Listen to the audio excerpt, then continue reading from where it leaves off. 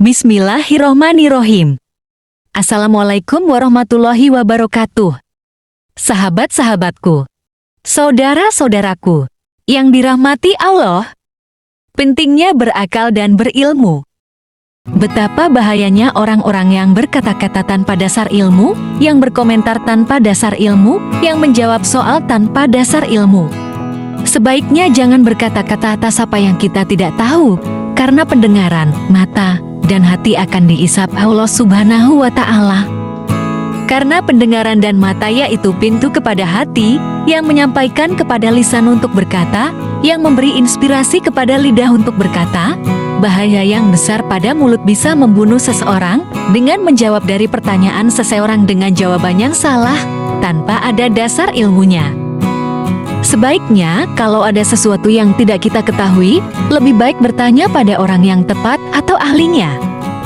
Di saat berbicara hal yang menyangkut masalah agama, selayaknya berbicara yang baik atau diam lebih baik.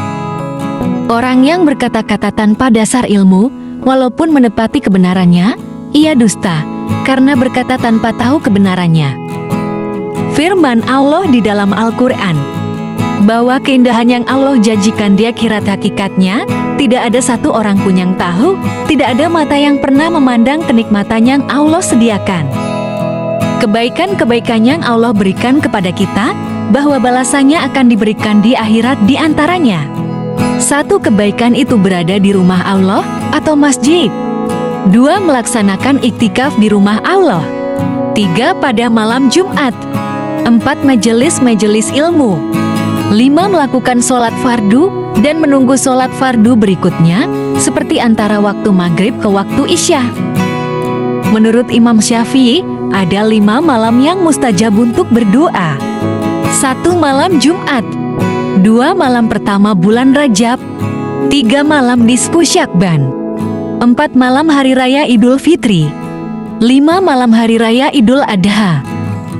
Adapun perbedaan orang yang punya akal dengan orang yang mempergunakan akal.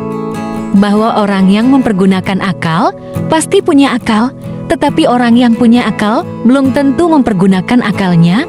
Di dalam Al-Quran disebutkan orang yang berakal itu disebut ulul albab, yaitu orang yang mempergunakan akalnya. Di dalam surat Al-Kahfi ayat 5 yang mengatakan, mereka sama sekali tidak mempunyai pengetahuan tentang hal itu. Begitu pula nenek moyang mereka, alangkah jeleknya kata-kata yang keluar dari mulut mereka, mereka hanya mengatakan sesuatu kebohongan belaka. Beberapa golongan yang mengatakan bahwa Tuhan itu punya anak, bagaimana kalau Tuhan itu punya anak, meski punya istri, meski menikah pada ciptaannya sendiri, secara rasional pun tidak mungkin. Allah, bila berkehendak sesuatu tinggal kun fayakun. Sesungguhnya mereka berkata hanya prasangka saja. Satu, ideologi tanpa dasar, bukti berpikir tanpa ada sebab untuk diterima.